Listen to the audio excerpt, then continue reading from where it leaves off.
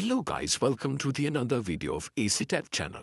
In today's video, I will explain you how to get access to photos camera roll on your Instagram.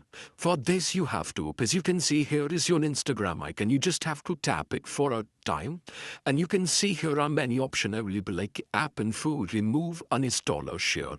You have to click on the first one option of app info, because we have to visit our permission setting. So this setting you can also visit from your setting, but here it is the quick way. So here we can see there is the option of permission. You have to click on this.